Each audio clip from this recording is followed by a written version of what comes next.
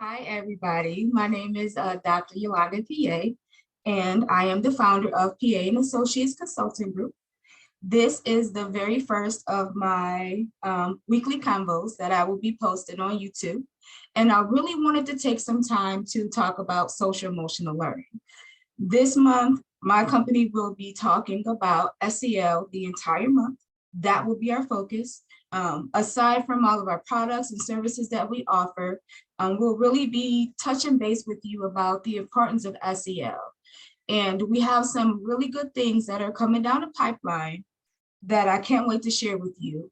But I really want to take some time to just reflect on what is SEL and why it's important. And I took some time to think about it. And I realized that everything that we do within PA and Associates, that's me and my partner, Gregory Kelly, is really foundational and focused on social emotional learning. So I need to explain to you what that actually means. I think that part of the issue with SEL and implementation is the fact that, number one, most educators don't exactly know how to implement it effectively in the classroom. But the other part of it is, what actually is social emotional learning? Like, what is it? What does it look like when it's working? How do you know that it's not working? And how do you make it fit for the students that you have? Because it will look different. The first thing that I definitely want to say is that SEL is holistic. That means that it's really intended on addressing the whole child. It isn't something that you can think of as a quick fix or a simple conversation in the morning or a simple high five or hug when your students get to you first thing in the morning or when they leave. It's really embedded into your everyday instructional practices. What I mean by that is it has to be purposeful, and it has to be done in a way that it doesn't seem like it's extra, and it definitely needs to be intentional. So with that being said, that is one of the things that we offer support in, how to implement it in classrooms and school-wide. But I really wanted to do this conversation today because I wanted to talk about the recent conversations that I've witnessed over the last couple of weeks about SEL. And I know that there's a lot of educators out there that don't feel like there's a reason behind it, like it doesn't apply to their job, it's something extra, and I definitely beg to differ. Here is why. I struggled a lot in the classroom. I struggled with academics, but I definitely struggled with behavior, and I really arrived at what to do when I figured out that everything in the classroom, learning, behavior, relationships, it's all about SEL. It's all about meaningful, intentional, purposeful relationships with your students. And if you feel like that does not apply to you, or if you feel like that is something extra, I definitely would like to challenge you on your why. So many of us went into education because we were told that we could change lives, we could make a difference, we could change the educational system, we could be that change. And I, for one, intended on making that happen. And I know that there's a lot as educators you have to go through. Trust me, I get it, I know. I've gone through a lot. I've been in situations where I've been made to feel as if I didn't matter. I've been in situations where I felt demoralized. I've been in situations where I felt disrespected. A lot of situations because I've been made to feel as if my opinion didn't matter, regardless of the fact that I was actually making the strides in the classroom that a lot of other people could not make. So I understand you put the work in, you want to be recognized. It's stressful. There's a lot going on with politics, with, expectations about going above and beyond. And I feel like it really does take away from the why. So I like to challenge you to go back and revisit your why. What is your why? What is your reason for going into education? Because I'm almost certain that it wasn't for the money. Educators don't get paid a whole lot of money. We go above and beyond with our workload and our responsibilities, even when we're not asked to make sure that our kids get the education that they need. So part of me feels as if there's a lot lost in between all of the politics and red tape and expectations of education and teaching.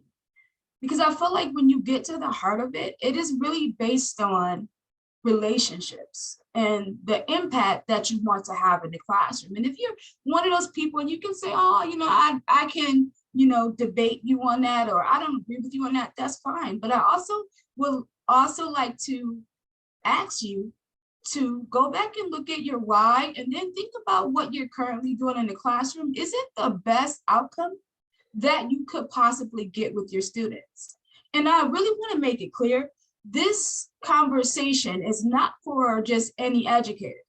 I started this conversation with the intention of really reaching those educators who love what it is that they do, who have intentions on staying or remaining in the classroom, who really want to be the difference in the classroom. If you are one of those educators and you feel like, it's just a job that you go to for a certain amount of hours and you forget about it when you get home, and, you're only doing the bare minimum and you're just doing what it is that's on your agenda from your admin or whatever it is, that is the basic requirement for you to do what it is that you do every day. This video is not for you, because you've already made up in your mind that it is something that you're not considering. And I get it, I understand. This video is for educators who are really intentional about their craft, who really want to grow in their craft, who really want to be the difference in education, who really are looking for the support that they need to be the best teacher that they can be. Because I feel like if I had someone like that, my career probably would have looked a lot different. It would have been a lot less stressful, and my purpose would have been a lot more clearer. See, because I'm in a position right now where I'm intent on living within my purpose. So although I've transitioned from the classroom, there is still purpose in what I do. So what I do is I help educators and I help schools implement SEL in the classroom and school-wide. I help with the supports that you need. I help with the behavior supports that you need. I help with the structures that you need to maintain it. I do all of that, but I want you to think about the reason why you decided to become an educator. Please, please, please, just think about why you decided to do it in the first place. Because I feel like that would help a lot of educators realize, outside of all of the challenges that educators are facing today. And I know we're leaving the profession in huge numbers. And I'm not debating that. I understand why completely. I get it.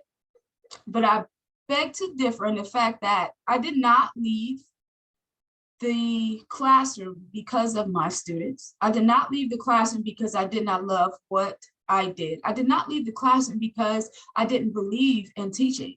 I left the classroom for other reasons, other outside reasons that I feel would have been different if I had access to someone like me, to a coach like me, to someone who actually had been through scenarios and situations and experiences to the point where they can share with me, and I will not have to make those same mistakes.